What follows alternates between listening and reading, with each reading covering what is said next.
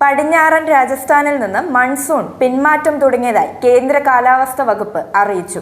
സാധാരണയായി സെപ്റ്റംബർ 17-ാം തീയതിയാണ് പിന്മാറ്റം തുടങ്ങാറുള്ളത്. എന്നാൽ ഇത്തവണ 3 ദിവസം മുൻപ് തന്നെ രാജസ്ഥാനിൽ നിന്നും പിന്മാറി. അതിനുള്ള കാരണം ഇത്തവണ 10 ദിവസം മുൻപ് തന്നെ ഈ മേഖലയിൽ മൺസൂൺ എത്തിയിരുന്നു എന്നുള്ളതാണ്. കഴിഞ്ഞ വർഷം സെപ്റ്റംബർ 23-നായിരുന്നു പിന്മാറ്റ ആരംഭം നടന്നത്. 1.5 കിലോമീറ്റർ ഉയരത്തിൽ ഉയർന്ന മർദ്ദമേഖല രൂപപ്പെടൽ, തുടർച്ചയായി 5 ദിവസം മഴ ലഭിക്കാതിരിക്കുക, അന്തരീക്ഷത്തിലെ ഈർപ്പം കുറയുക, ഇവയൊക്കെ കണക്കിലെടുത്താണ് മൺസൂൺ പിന്മാറ്റമാണെന്ന് ഉറപ്പുവരുത്തുന്നത്.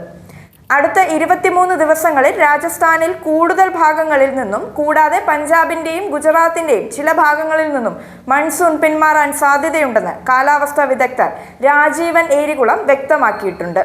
കാലവർഷം ദുർബലമായതോടെ പകൽ താപനില ഉയരുന്നുമുണ്ട്. തമിഴ്നാട് പാളയം കോട്ടയിൽ 39 ഡിഗ്രി സെൽഷ്യസ് ചൂടാണ് കഴിഞ്ഞ ദിവസം അനുഭവപ്പെട്ടത്.